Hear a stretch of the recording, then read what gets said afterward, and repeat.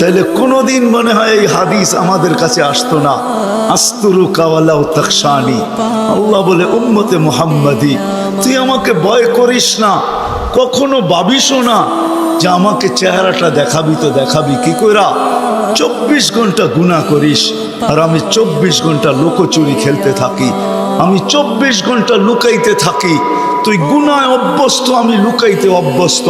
তুই গুনাহ ভালোবাসিস, আমি লুকাইতে ভালোবাসি। তোর কাছে গুনাহ মজা লাগে, আমার কাছে লুকাইতে মজা লাগে। তোর স্বভাব গুনাহ করা, আমার স্বভাব লুকানো।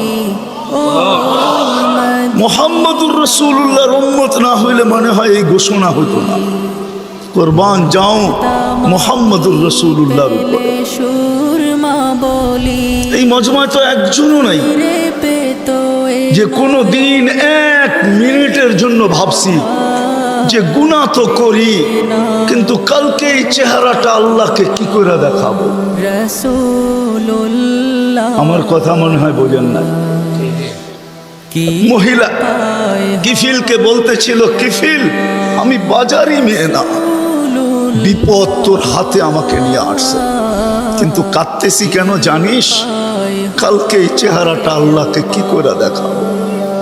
বলতে দেরি কিফিলের দিল ছিদ্র হতে দেরি হয় না, ভেদ করতে দেরি হয় না।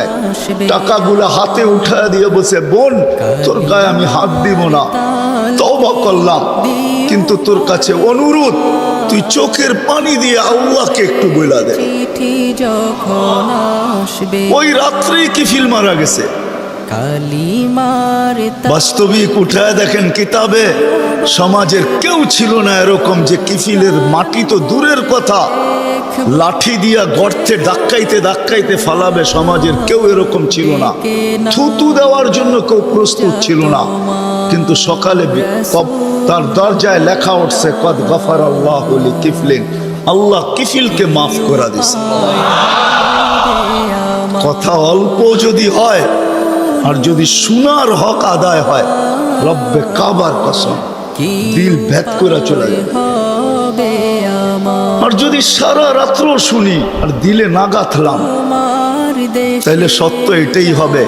যদি আমি এখন প্রমাণ দিই তো দিতে পারবো আমাদের শোনার মাত্রা কতটুকু আর আমলের মাত্রা কতটুকু, কার বয়সের মাত্রা কতটুকু আর শোনার মাত্রা কতটুকু। আর